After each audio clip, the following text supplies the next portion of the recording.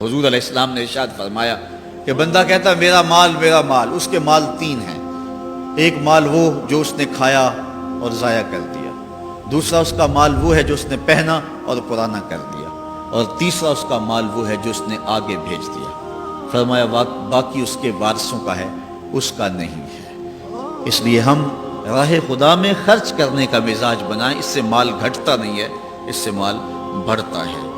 بلکہ جب راہ خدا کے اندر ہم خرچ کرتے ہیں تو ہمارا جو دوسرا مال ہے وہ بھی پاک ہو جاتا ہے۔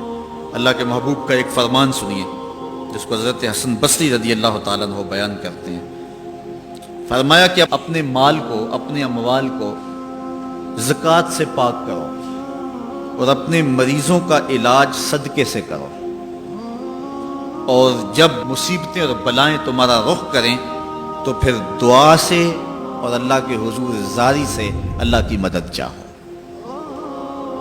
آج ہم صدقے کا مزاج بہت کم کر چکے ہیں۔ اسی زمانے میں ایسا ہوتا تھا کہ جب کوئی بیمار ہوتا تھا تو سب سے پہلا کام لوگ یہ کرتے تھے کہ صدقہ دیا کرتے تھے۔ ڈاکٹر کے پاس پھر جایا کرتے تھے، حکیم کے پاس پھر جایا کرتے تھے، سب سے پہلے اس کی جان کا صدقہ دیا کرتے تھے۔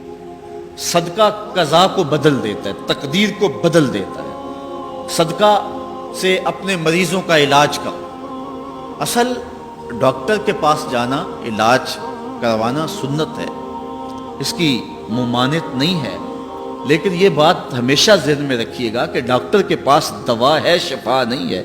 شفا اللہ کے دستے کرم میں ہے۔ اس لیے جب بھی بیمار ہو جاؤ تو پہلے صدقہ کرو اور پھر ڈاکٹر کے پاس جاؤ، اللہ اس صدقے کی برکت سے ڈاکٹر کی دوا میں شفا رکھ دے گا، کیونکہ شفا تو اس کے حکم میں ہے نا، چیزوں میں تو شفا نہیں ہے، وہ تو اس نے حکم جہاں دے دیا وہاں شفا ہے۔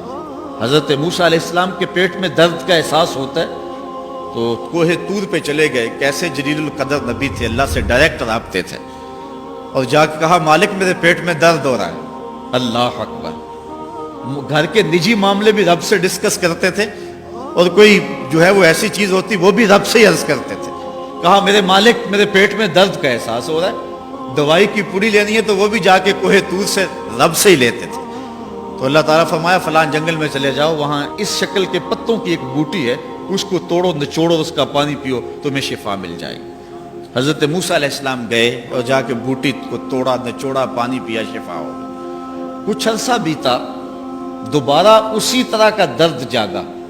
اب نسخہ تو ذہن میں تھا، کوہ طور پہ نہ گئے، اس جنگل میں چلے گئے اور جا کے بوٹی کو توڑا، اس کے پتے نچوڑے، پانی نکالا، پیا، لیکن درد اور زیادہ بڑھ جاتا۔ پھر دوبارہ آئے کوہ طور پہ، کہا مالک میں نے اسی درد پہ دوبارہ وہی بوٹی کا پانی پیا ہے لیکن درد بڑھ گیا ہے۔ کہا موسیٰ اب جو آئے ہو کوہ طور پہ پہلے ہی آ جاتے۔ تو عرض کی مالک بوٹی بھی وہی اور درد بھی وہی۔ فرمایا سب کچھ وہی ہے لیکن پہلے میرا حکم تھا، اب میرا حکم ساتھ شامل نہیں تھا۔ شفا بوٹے میں نہیں رکھی، شفا تو میرے حکم میں رکھی ہوئی ہے۔ اس لیے ڈاکٹر کے پاس جاؤ، حکیم کے پاس جاؤ، لیکن شفا اللہ سے مانگو، کہ شفا ہمیں دینے والا وہ ہے۔ وہ ایک وسیلہ ہے، ایک ظاہری طریقہ ہے۔ تو حضور علیہ الصلوۃ والسلام، اللہ اکبر، کیا خوبصورت ارشاد فرما رہے ہیں، حسنوا اموالکم بالزکوٰۃ، اپنے اموال کو زکوٰۃ سے پاک کرو، داووا مرضاکم بالصدقہ، اور اپنے مریضوں کا علاج صدقے سے کرو، واستقبلوا امواج البلاء بالدعاء والتضرع، جب مصیبتوں اور اذیتوں کے طوفان تمہاری طرف منہ کھولے ہوئے آئیں تو اس وقت اللہ سے آہوزاری کرو، اللہ کی حضور دعا کرو، التجا کرو اور اللہ سے مدد مانگو۔ وہ بلاؤں کے رخ کو موڑ دے گا، وہ مصیبتوں کے رخ کو پلٹ دے گا تمہاری جانب۔ لیکن جب تم یہ مزاج نہیں رکھو گے تو مصیبتوں پر مصیبتیں آتی رہیں گی۔